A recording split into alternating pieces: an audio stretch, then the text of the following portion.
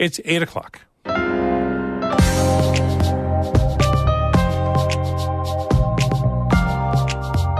Good morning. This is Northern Light for Monday, February 26th. I'm Monica Sandreski. And I'm Todd Moe. SUNY campuses are expanding their mental health services. We'll have details just ahead. Also, we'll talk with the Officer of Diversity, Equity, and Inclusion at SUNY Potsdam for today's North Country at Work story.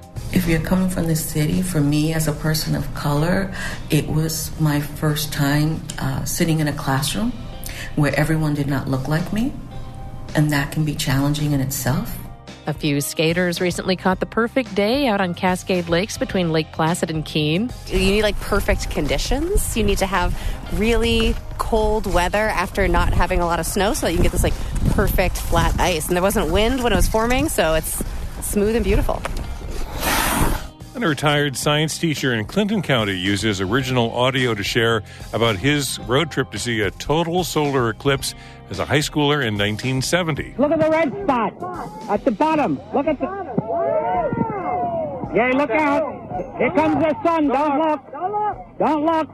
All of that's coming up on Northern Light. Stick with us.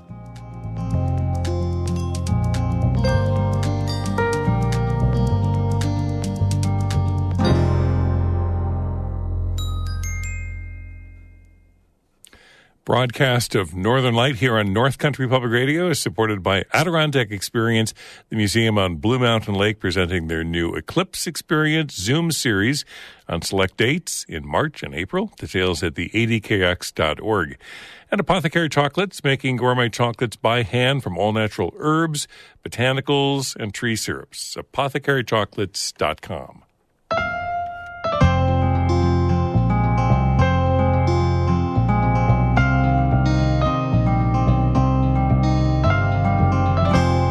This is Northern Light. I'm Monica Sandreski. And I'm Todd Moe. A nonprofit in Lake George will get more than $4 million from the state to acquire lands around the lake and protect its water quality. The Lake George Land Conservancy says most of the money will go toward protecting more than 700 acres in Bolton. The rest will be used to purchase a forested property in Lake George that contains more than 1,500 feet of streams. The Conservancy says protecting these lands will help prevent erosion, filter sediment and pollutants, and help with flood resiliency. The state also awarded $4 million to the Thousand Islands Land Trust in Jefferson County. That'll be used to purchase a large conservation easement and help protect Lake Ontario's water quality. New details have emerged about the death of a man in Saranac Lake last week. Police identified him as 37-year-old Ramond Morch. His body was found last Wednesday under a bridge along the Saranac River. According to police, Morch had been living under the bridge and his family members discovered his body. His autopsy was described as inconclusive pending a toxicology report. Police say no foul play is suspected and there was no threat to the public. For today's North Country at Work story, we wanted to know what it's like to work in diversity, equity, and inclusion at universities in our region. Anna Williams-Bergen has our story. SUNY Potsdam is one of the most diverse places in the North Country. Around 8% of its students are Black, and another 10% are Latino or Hispanic. Around 70% of the campus identifies as white. And that's not a lot when you compare it to the town of Potsdam, which is 88% white. A lot of SUNY Potsdam students come from more diverse urban areas like New York City. For them, college might be their first time in an area that's so rural and so white. If you're coming from the city, for me as a person of color, it was my first time sitting in a classroom where everyone did not look like me, and that can be challenging in itself. Dr. Jacqueline Richardson-Malesio knows what that's like. I once was one of those students because I'm originally from New York City and came upstate to the University of Albany to study. And it felt like I was in another world, miles and miles away. And it was my first time leaving home. So there was a lot to get used to, right? It's this new freedom, but you're trying to find things that are familiar. Richardson-Malesio is SUNY Potsdam's Chief of Diversity, in charge of DEI. That stands for Diversity, Equity, and Inclusion. And it's about creating a campus where everybody feels welcome, regardless of their race, gender, sexuality, or ability level. How are we being inclusive? How are we acknowledging, recognizing, celebrating, and showing respect for the diversity that our students bring to the table? Not just our students, but our faculty and our staff members as well. Richardson-Malesio raises these issues across campus, in the classroom and curriculum, but also through events and trainings. She says the goal is to create an environment where students can learn from each other. For our students, we want to make sure that they have the skills and the tools to have conversations about differences, and that they're open to learning about people from different communities and different backgrounds. That's, I think, is one of the most important parts about being on a college campus. Richardson-Malesio has a tough job here. She's navigating stressful conversations about race, difference, and how we should treat other people. Even the existence of positions like hers is controversial. Many conservatives have led a backlash against DEI. It's even been banned or severely restricted at public colleges in states like Texas and Florida. Here in New York, all SUNY schools have a DEI officer on campus. And Richardson-Malesio says that everyone she's asked to have a conversation has been willing to talk. I have been invited to the table, whether it's a committee looking at curriculum or a faculty member that might reach out and say, I think we could use a training on this topic. It's important to have this conversation. And what's wonderful is that I don't have to be the only voice. It is a shared responsibility when it comes to this work. But it's not just about tough conversations. She's also trying to help every student feel at home here in the North Country. One question she gets a lot is just, what do people do for fun around here? So the DEI office tries to show them. Skiing, going camping, snowshoeing, because there's so much richness out here. And so how do we create those opportunities for our students to exchange and learn about the culture here as well? She says her favorite part is when people she works with get that aha moment, when something finally clicks. What you hope for, I guess, is that part of what follows what are sometimes just a few moments with someone or an hour in a session or two, that hopefully there's reflection after, that there's connection or a change in behavior. Richardson-Malesio's background is in social work. She says that passion for helping people really carries through in what she does now. That is the hope, right? That we can all do better, that we can all gain insight anytime that we come together. The work to me is really highlighting what to me is the best of our humanity, which is how do we show up for others? It's that showing up and working together that Richardson-Malesio says is at the center of what she does. For North Country Public Radio's North Country at Work project, I'm Anna Williams-Bergen in Potsdam.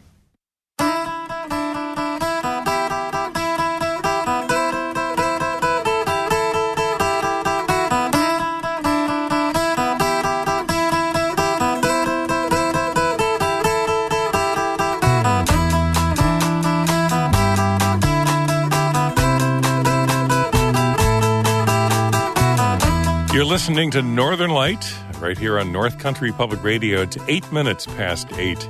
Good morning. I'm Todd Moe. And I'm Monica Sandreski. In April, almost all of the North Country will go dark and cold for 3 minutes in the path of a total solar eclipse. We'll hear from a listener about what his experience was like in totality as a teenager in 1970. That's coming up in just a few minutes here on Northern Light.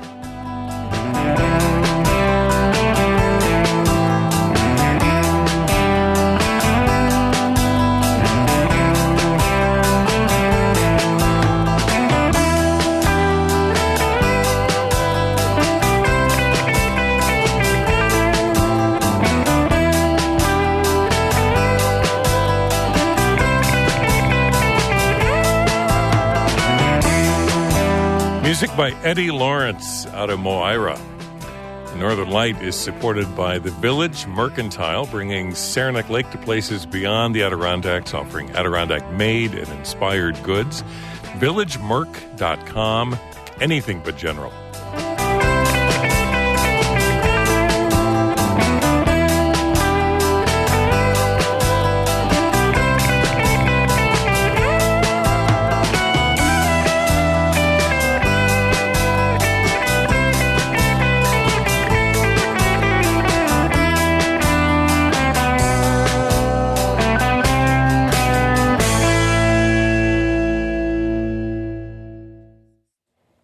mental health services for students at SUNY campuses are expanding. WRVO's Abby Connolly has details on the new state-funded focus on mental health. Close to $10 million in annual state funding will be used to increase mental health services and support for students on SUNY campuses. SUNY Chancellor John King made the announcement during a visit to the SUNY Oswego campus. King says the investments will address two key challenges. It's a critical issue, and there's both a recruitment challenge and a retention challenge. The main focus for the investment will be to hire, retain, or extend contracts for campus mental health staff and expand telehealth options. At SUNY Oswego, investments will include hiring more staff to support students of marginalized backgrounds and extending counselor contracts to provide services throughout the summer. King says SUNY Oswego has been a model for other campuses' counseling services. What SUNY Oswego has been doing over many years has been expanding mental health supports and trying to create a culture where students, faculty, and staff understand that mental health is health, that there's no shame in asking for help. King says the investment would not have been possible without the support of Governor Kathy Hochul and the state legislature. The investment will expand services at 28 campuses and support more than 200,000 students. In Syracuse, I'm Abby Connolly for the New York Public News Network. The town of Herman in St. Lawrence County will be spending millions to fix its entire water system. WWNY-TV reports the problems range from leaks to low water pressure. The lines service the Herman-DeKalb area. The town will spend $7 million in the project, and it'll take about a year to complete. The project will also hook up a fifth natural spring to provide water for the area. Town officials say that will double the water supply, which in turn could lower water bills. The Salvation Army in Messina is planning to upgrade its kitchen to make regular hot meals for people in need. That's according to WWNY-TV. The local Salvation Army director told the TV station they want to open a soup kitchen that serves lunch 3 days a week. He said Messina already has a once-a-week soup kitchen and the Salvation Army runs a food pantry, but that's not enough to meet the community's needs. The kitchen renovations would cost about $100,000. The state will provide half of that, and Alcoa is donating another $30,000, but $20,000 more dollars are still needed. The right conditions for outdoor ice skating are pretty tricky, but when the weather aligns, it's pure magic. Reporter Amy Fey-Rezel has been keeping an eye out on the Cascade Lakes between Lake Placid and Keene. And last week, she got out on the ice for one perfect afternoon. From the shores of Cascade Lake, I can see two men skating tight circles in and around boulders near the lake's eastern edge. You're using like ski poles. I've never seen that before. Normally we carry hockey sticks, but we're not playing hockey today because It was just a skating day. Yes, it is skating day. Perry Babcock and Greg Denon are both 67. As children, they played hockey together in Lake Placid. And you're still playing hockey all these years later. Yeah, it makes you feel like a kid all over again, so it's good stuff. Lower Cascade Lake runs east to west. It's skinny, about a mile long, and with mountains on either side. Denon and Babcock have been skating this lake for decades. But this winter's skating windows have been brief and fleeting, with thaw after thaw after thaw. But still, they're lucky, says Babcock. We're still high enough at elevation up here in the Adirondack, so I grew up downstate, and all the ponds skating down there is gone. The ponds just don't freeze anymore. So up here, we're still lucky to have it. Today, they were scouting the ice for a locals hockey game, Lake Placid versus Keene Valley. And usually we have a very strong rivalry with our friends from Keene Valley. They're called the Beavers, and we're the Lake Placid Bombers. The Bombers versus the Beavers. Bombers versus the Beavers, and the Bombers always win. So that's important. That get on. Yeah. If nothing else comes out of this, the Bombers always beat the Beavers. Of course, there's no way to fact-check that. Not long after Babcock and Denon pack up, a group of kids arrive, bundled to the nines. They're here from North Country School, which is just down the road. Their teacher, Sierra Grennan, says they had to seize the moment. You need like perfect conditions. You need to have really cold weather after not having a lot of snow so that you can get this like perfect flat ice. And there wasn't wind when it was forming, so it's smooth and beautiful. It's a little windy, so some of the kids move cautiously, but others skate with wild abandon, fast, backwards. A few have hockey sticks and pucks, including middle schooler Ziggy Moore. Now, you're pretty comfortable on those skates. I've skated since like the age of like 3, 4. I've grown up doing a lot of pond hockey with my dad and brother. And have you been skating here before? This is my first time skating here. Definitely not the last. Ice is like the best I've ever skated on outside of a rink. Everyone I meet on the ice is wearing hockey or figure skates, except for one woman who I first see gliding at the far western end of the lake. She's making these big, graceful strides in ski boots attached to a long piece of wood and blade. Can you explain what it is you're skating on? I am skating on what's called a Nordic blade, and I am able to use my cross-country ski boot. Nancy Battaglia, the prolific Adirondack photographer, has had her Nordic blades for over 30 years. She says they're great for in-the-wild skating. You're able to handle the lumpy bumpies a little bit better than the shorter blades. You can go pretty quick. Be careful of that track. Don't fall in it. Yeah. Battaglia is an ice chaser. She's part of a group of folks who are always looking for ice and reporting back to one another.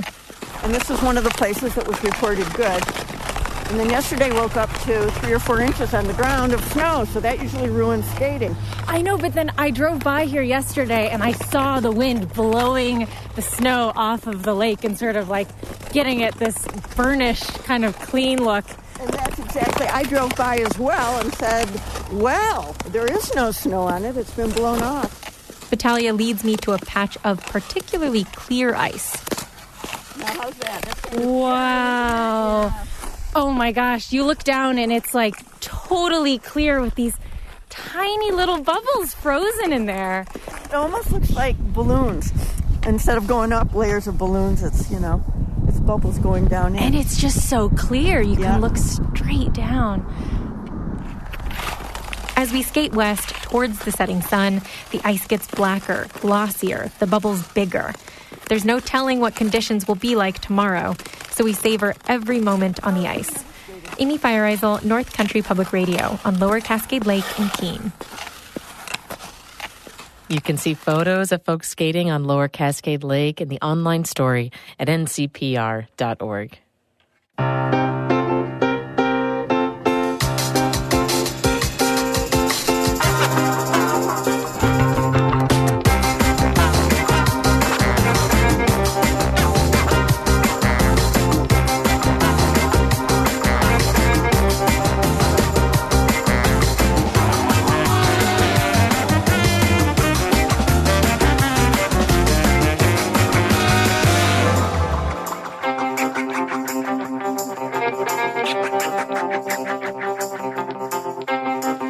You're listening to Northern Light here on North Country Public Radio. I'm Todd Moe. And I'm Monica Sandrowski. Coming up in just a minute, we hear original audio from one North Country resident's view of a total solar eclipse back in 1970. Then stick around after the show for Bird Note, how birds help berries transport seeds. That's coming up at 8:42. First, Todd has a look at the weather for us. Spring-like temperatures the next few days, then colder and then milder. So we're starting out this week with highs this afternoon in the 30s, mid-40s, maybe a light snow shower, light winds out of the south-southwest tomorrow, 40s into the mid-50s, and then Wednesday, 50s into the low 60s. With some scattered rain on Wednesday. Then temperatures back in the 20s and 30s on Thursday and Friday. Then for the weekend, highs back up in the upper 40s, low 50s for Saturday and Sunday. Bit of a roller coaster. So right now in Canton, we have 38 degrees. Thousands of tourists are expected in the region in early April to view the total solar eclipse. Almost all of the North Country will be in the path of totality on April 8th, when the moon will completely obscure the sun for about 3 minutes. For those of us who have never experienced totality, we wanted to know what it would be like. So we caught up with Andy Sager. He's a retired science teacher from Peru High School in Clinton County, and he shared his story with Monica Sandrowski about his road trip to see totality as a teenager in 1970. In high school, Andy Sager wasn't exactly, in his words, a socially active kid. He and his good buddy Dennis Cassia were self-described astronomy nerds. They even built their own aluminum-domed observatory in the backyard of Dennis's Westchester County home. And in the fall of 1969, they hit big. A total solar eclipse was going to cross the eastern seaboard the following spring. We gotta see this, they thought. I have to give 100% credit to Dennis. He's the one who said, oh, yeah, we could do this. We could do this. I'm sure we can. Andy pinpointed their destination. Dennis inventoried their telescopes, sun filters, and cameras. I think our film of choice was Ektachrome on the telescopes and Kodachrome for just the cameras in plain use. Then in early 1970, Andy, Dennis, a few other buddies, their physics teacher, and their dads trekked 600 miles from Westchester County to Kinston, North Carolina. And my dad, thank God, he had that little cheap cassette recorder. About 1 more minute. So it's kind of distorted, but this is the original audio Andy's dad recorded the day of the total solar eclipse, March 7th, 1970. And you're down here on this beautiful day in Kinston, North Carolina. And do you think you'll have a successful event? Well, see how it could possibly go wrong. It was a sunny late winter day in an open field on the campus of Lenoir Community College. There had to be probably 100 people scattered around. Some of them set up with telescopes, but a lot of them just hanging out there and kind of looking to us. We were probably the most complete, quote, science team there. Andy's dad, Lad Sager, interviewed everyone in their cohort that day in the style of an old-timey news anchor, including Dennis's folks. Very good, very good, very good. Do you have anyone else with you? Oh, yes. We're a group of 10 people. 10 people, that's wonderful. Right. And who is your associate over here on your right? That's my son, Dennis. Dennis, let's go over and talk to him. All right. Dennis, what kind of equipment do you have here? Well, we have a 6-inch reflector, and right here is a sheet, which I'm going to take pictures of shadow bands. Pictures of shadow bands. What are shadow bands? Shadow bands, he's saying. Those are wavy lines of light that make surfaces look like they're undulating before and after an eclipse. Your name, sir? Andy Sager. And where are you from? Pleasantville, New York.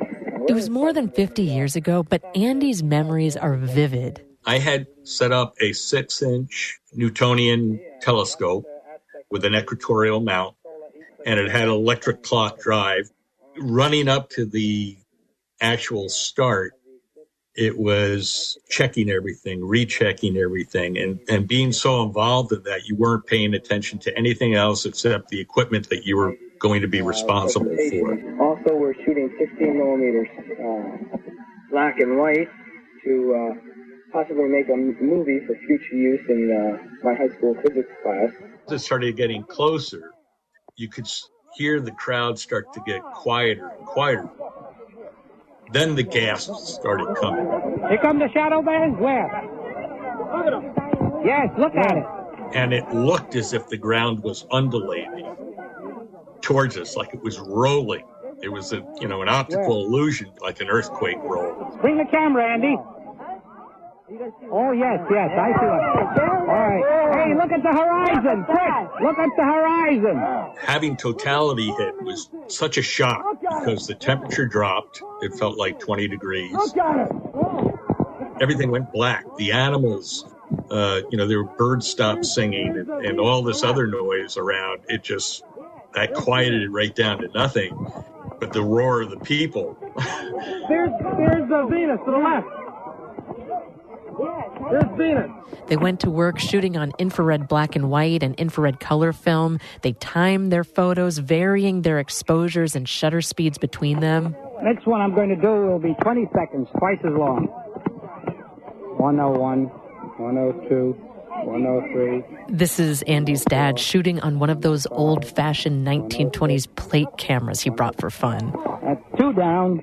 They got shots of sunlight passing through the gaps in the moon's rugged terrain, known as Bailey's beads, and also the faint corona of the sun starting to peek out at the end. Yes, look at the red spot at the bottom. Look at the... Yeah, look out. Here comes the sun. Don't look. Don't look. Andy, don't look. And it was over. That was it. 600 miles. And it's funny because I heard my dad say 600 miles for 90 seconds or something like that. All that just for that. With that purple flash. Did you see that purple as it came out from underneath the brim? Oh, wonderful. They packed up their telescopes, filters, and cameras and hit the road home, wringing their hands over how their photos would develop. They didn't need to worry, though. The photos turned out great. Scene one is really awe-inspiring. You'll never forget it. To me, it's on a par with when I went to Antarctica. It was a par of being in the bottom of the Grand Canyon. It's right up there. Now, 54 years later, Andy and Dennis are hoping to reunite here in the North Country on April 8th. For him, experiencing totality is one of our peak moments of being human on Earth. Monica Sandreski, North Country Public Radio. You can find photos of Andy and Dennis at our website, along with a couple of the photos that they got that day. Find them at ncpr.org. Good day, sunshine. Sing it for me, girl. Good day, sunshine. It's a glorious day. Good day, sunshine. I need to laugh. We're going out on a little bit of music from Kate Taylor. The singer-songwriter is performing this coming Sunday at the Greenwich Folk Festival in Washington County. You can find out more about her and the whole lineup at greenwichfolkfestival.org. This is her cover of Good Day, Sunshine.